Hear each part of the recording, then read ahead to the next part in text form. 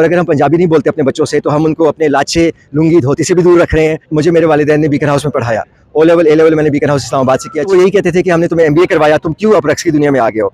जी बिल्कुल, मैंने MBA करके घुंघरू बांधे हैं ज़रूर। और घुंघरू एक साज़ है, जिस तरह नाय है, जिस तरह तबला है, जिस तरह रबाब है। और अगर हम तबले और रबाब की ताज़ीम करते हैं तो हमें घुंघरू की भी ताज़ीम करनी चाहिए। बिस्मिल्लाहिर्रहमानिर्रहीम, अस्सलाम वालेकुम नाज़रीन, मैं उल्फत मुगल, आप टकराव देख रहे हैं। लाहौर लिटरेरी फेस्टिवल का आज तीसरा और आखिरी रोज़ है, जहाँ पर मुख्तलिफ तारीख़दानों ने, शुअरा ने, लिटरेचर पर बात हुई, एक दूसरे के कल्चर पर बात हुई और दुनिया के मुख्तलिफ ममालिक से आए हुए मंदुबीन ने अपने अपने आरा पेश की।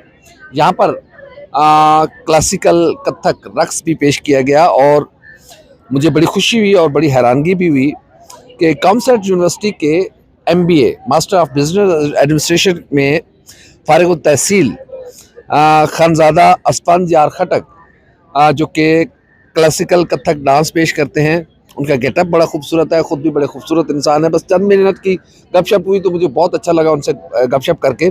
बड़े खुश मजाज, बड़े खुश अखलाक और बड़े मुकम्मल तौर पे बादब इंसान है। मैं उनको जब वो रक्स कर रहे थे तब भी देख रहा था, जब मेरी उनसे गुफ्तगू हुई मैं तब भी देख रहा था, मुझे बहुत अच्छा लगा। अस्सलाम वालेकुम सर। वालेकुम अस्सलाम। कैसे हैं सर आप? मैं बिल्कुल बहुत अच्छा हूँ, आप कैसे हैं? अल्लाह का शुक्र। अस्फान यार भाई, पहले तो हम इस पे बात करते हैं, कैसा लगा ये फेस्टिवल, कैसा लगा, यहाँ की रौनकें कैसी लगी, ये मेला कैसा लगा, यहाँ पर नौजवानों की खास तौर पर जो पार्टिसिपेशन थी उससे कैसा लगा? जी बहुत शुक्रिया मुझे वक्त देने का।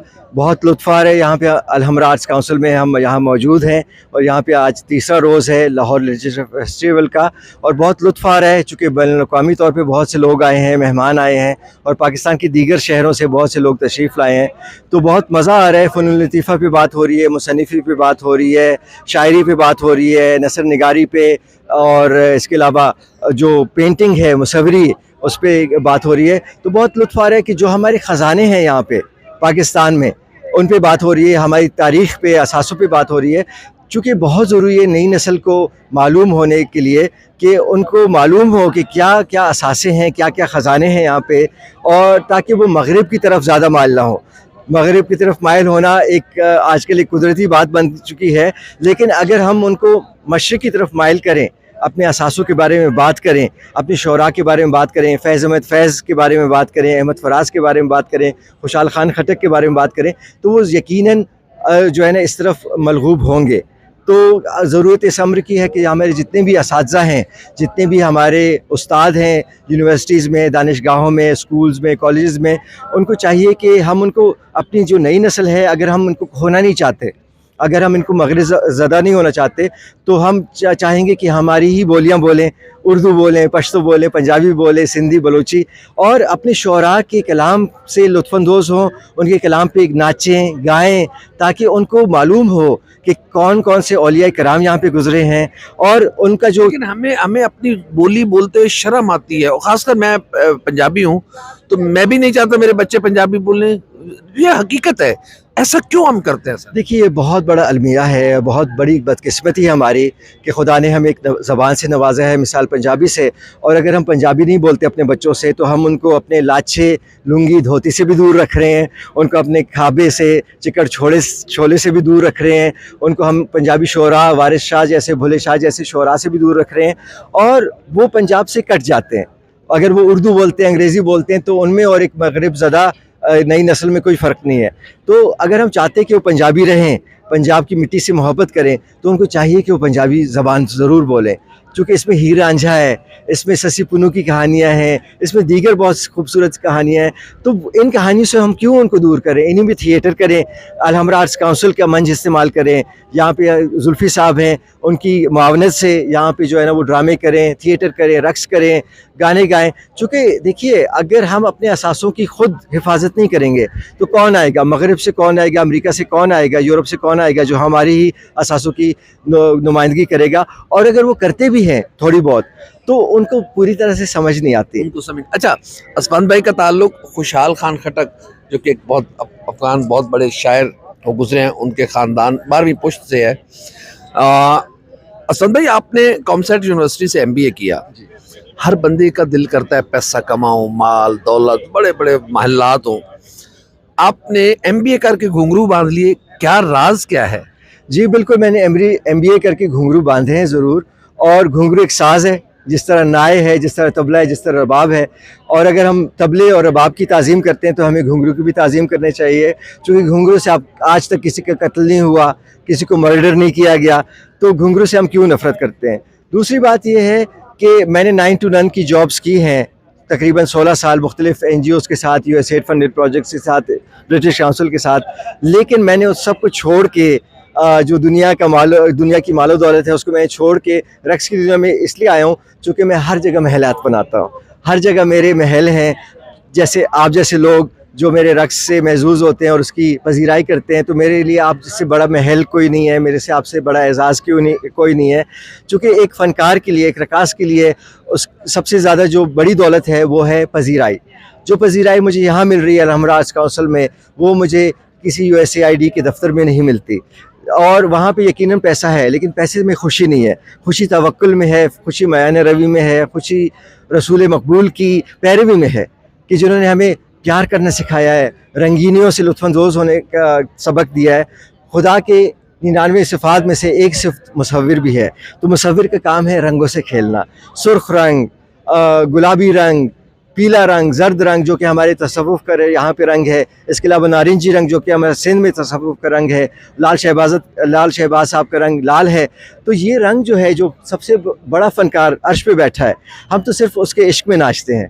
तो ये है कि मौलाना रूमी साहब जो कि हमारे अफ़गानिस्तान के ख़ित्ते में पैदा हुए 13वीं सदी में, उन्होंने फरमाया है कि कायनात का हर ज़रा हरकत में है और हरकत ही रक्स है। देखिए, कायनात में कोई भी ऐसी चीज़ नहीं जो हरकत के बगैर हो।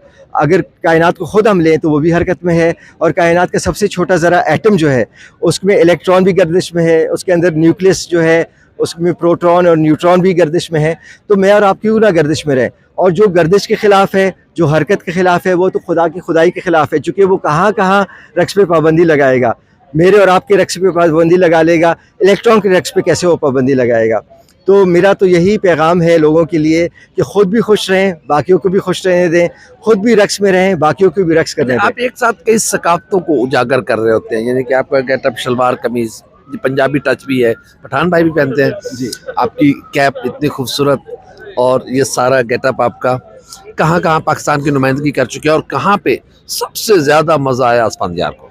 जी, बस खुदा का बहुत रहम व करम है। मैंने अफ़गानिस्तान में, चूँकि खुशहाल खान खटक वहाँ के कौमी शायर हैं और मुझे 12वीं पुश्त के नाते से उन्हें ख़ास तौर पर मदऊ किया काबुल में मज़ार शरीफ में, जो कि हमारे हज़रत अली अलैहिस्सलाम की आखिरी आरामगाह भी है। तो वहाँ पे मैंने रक्स पेश किया। मलेशिया में मैंने 2 दफ़ा रक्स पेश किया। इस्लामाबाद के मुख्तलिफ़ सफारत खानों में, फ़्रांस, मलेशिया, इंडोनेशिया और रोमानिया, कज़ाकिस्तान की सफारत खानों में मैंने इसको पेश किया। असल में बात यह है कि मैंने ख़ुद चूँकि मादाम इंदु मिठा जी से रक्स सीखा है। उन्होंने मुझे शुरू में शुमाली हिंदी क्लासिकी रक्स कथक सिखाया और बाद में जनूबी हिंदी क्लासिकी रक्स भरतनाट्यम सिखाया। जब मैंने ये क्लासिकी रक्स सीखे तो मैंने कहा कि चूँकि मैं अफ़गान हूँ, पठान हूँ, खटक हूँ, पश्तून हूँ, तो क्यों ना मैं खटक और कथक की आमेज़श बनाऊँ। तो ये आमेज़श में तलवार और जो हमारे रुमाल हैं सुर्ख, तलवार इसलिए कि वो एक औज़ार है, मनफी जितनी भी रुझानात हैं उनके साथ जिहाद करने के लिए, इंसानी हुकूक़ के लिए लड़ने के लिए। रुमाल जो है खुशी का पैगाम है, अमन व मोहब्बत का पैगाम है, और घुंघरू एक साज़ है। तो मैंने इसी सिलसिले में एक गैर सरकारी तंजीम बनाई है इस्लामाबाद में, जिसका नाम है टेरी नवाब दरबार। यहाँ पे मैं इंसानी हुकूक़ पे काम करता हूँ, औरतों के हुकूक़ पे, बच्चों के हुकूक़ पे, मौसमियाती तब्दीली पे, सैलाब पे। जिस तरह हमारे सिंध व बलूचिस्तान में सैलाब आया तो उसको मैंने रक्स में पेश किया, कथक में, ताकि आम लोगों तक बात पहुँच सके। कॉन्फ्रेंस के ज़रिए, सेमिनार के ज़रिए हर एक तक आप नहीं पहुंच सकते, लेकिन रक्स के ज़रिए आप लोगों के दिल पे खिला सकते हैं। और यही मेरा मकसद है कि जो मैंने MBA में सीखा वो मैं आम लोगों तक पहुंचा सकूं। मुझे दौलत की फ़िक्र नहीं है, मुझे मोहब्बत की जो है ना भूख है, और वो मोहब्बत मुझे हर जगह मिलती है। और ख़ास तौर पे कराची, लाहौर, इस्लामाबाद, पेशावर के अलावा जो दीगर शहर हैं, क्वेटा है, जोब है, वहाँ पे जब मैंने ये रक्स पेश किया तो वहाँ पे मुझे बहुत ज़्यादा पजीराई हासिल हुई, चूँकि उन इलाकों में रक्स नहीं किया जाता अमूमी तौर पर। और इसलिए मैं अपना फ़र्ज़ गर्दानता हूँ कि जो हमारे छोटे शहर हैं वहाँ पे मैं जाऊँ और वहाँ पे मैं रक्स पेश करूँ, ताकि वहाँ पे लोगों का दिमाग खुले, लोगों में एक प्यार और मोहब्बत की उमंग जागे। अच्छा असद भाई, हमारे असल जो हमारे टारगेट्स होते हैं, जो हमारे गोल्स होते हैं, उनको 2-3 कुछ ऐसे लोग होते हैं जो पूरा नहीं होने देते। सबसे पहले हमारे रिश्तेदार, हमारे दोस्त अहबाब, हमारे मोहल्ले वाले, हमारा मुआशरा। आपने MBA करके जब घुंघरू बांधे, रिश्तेदारों की जानिब से, दोस्तों की जानिब से, अहले मोहल्ला की जानिब से, क्या रिस्पॉन्स आया? कहीं डिसहार्ट हुए या आप तय कर चुके थे, रिस्पॉन्स क्या है, फर्स्ट रिस्पॉन्स? जनाब बात यह है ना, चूँकि मुझे मेरे वालिदैन ने बीकन हाउस में पढ़ाया, ओ लेवल ए लेवल मैंने बीकन हाउस इस्लामाबाद से किया, 86 में हम कोहाट से आ गए थे। तो मुझे तो वो यही कहते थे कि हमने तुम्हें MBA करवाया, तुम क्यों अब रक्स की दुनिया में आ गए हो। लेकिन मेरा पैगाम उनको यही होता है, जिस तरह मेरे परदादा खुशहाल खान खटक ने फरमाया था, पश्तो जिसकी है कि शेख दे मुंजर उजाक रज़ो बुडा के प्याले आखला हर सड़े पैदादा खपल खपल का अल्लाह रखना। इसका उर्दू तर्जुमा है कि शेख नमाज और रोज़ा रखे मैं भरे हुए प्याले पीऊँगा। हर इंसान बना है अपने अपने काम के लिए, तो मैं भी अपने काम के लिए पैदा हुआ। अगर कोई तिब के लिए बना है तो तबीब बने, अगर कोई मुहंदिसी के लिए बना है तो मुहंदिस बने, इंजीनियर बने, और वो इंजीनियरिंग के ज़रिए कौम मुल्क की खिदमत करे। मैं रक्स के लिए खुदा ने मुझे पैदा किया, मैं रक्स के ज़रिए प्यार मोहब्बत का पैगाम दूंगा। और देखिए, शायर से बड़ा कोई फ़नकार नहीं होता। खुशहाल खान खटक खुद एक शायर थे तो फ़नकार थे, और उन्होंने 17वीं सदी में 17th सेंचुरी में मुग़ल बादशाह औरंगज़ेब आलमगीर के जुल्म के ख़िलाफ़ आवाज़ उठाई। इसमें कोई कौमियत की जंग नहीं थी, बल्कि यहाँ पे ख्यालात की जंग थी, आइडियोलॉजी की जंग थी। तो उन्होंने जब अफ़गान नंग के लिए तलवार उठाई तो उन्होंने सहारा लिया तलवार का और शायरी का, आज़ाद के रक्स का। और मैं आज 21वीं सदी में पाकिस्तानियों के हकूक़ के लिए काम कर रहा हूँ, और मैं सहारा ले रहा हूँ आज़ाद की शायरी का, यानी रक्स का। और मैं इस्तेमाल कर रहा हूँ घुंघरू को, ताकि लोगों में अवेयरनेस आए, आगाही आए इंसानी हुकूक की तरफ, बराबरी की तरफ। और जब बराबरी होगी तो फिर कोई इख्तिलाफ नहीं होगा, और जब इख्तिलाफ नहीं होगा तो आसूदगी होगी, और जहाँ पे आसूदगी होगी वहाँ पे अमन अमान होगा। अमन अमान होगा। बहुत शुक्रिया असफंद भाई।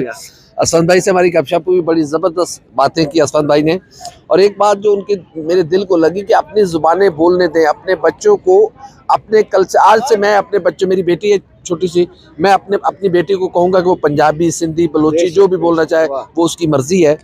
जब वो पढ़ लिख जाए तो फिर उसकी मर्जी है कि दूसरी ज़बानें सीखे, आगे बढ़ने के लिए, अपने व्यू शेयर करने के लिए दूसरी ज़बानें ज़रूर सीखें, लेकिन बचपन किसी से ना छीने। उनकी अपनी जो जेन्युइन मदरी लैंग्वेज है वो किसी से ना छीने। असफंद भाई बहुत शुक्रिया आपका, बहुत मेहरबानी, और अल्लाह आपको कामयाब करे अपने मकासद में। बहुत शुक्रिया। हमारी वीडियो आपको कैसी लगी, लाइक करें, कमेंट करें, सब्सक्राइब करें, बेल आइकन के बटन को बंद किया था, जो भी हमारी वीडियो सबसे पहले आप तक पहुंचे। अल्लाह हाफ़िज़ नाज़रीन।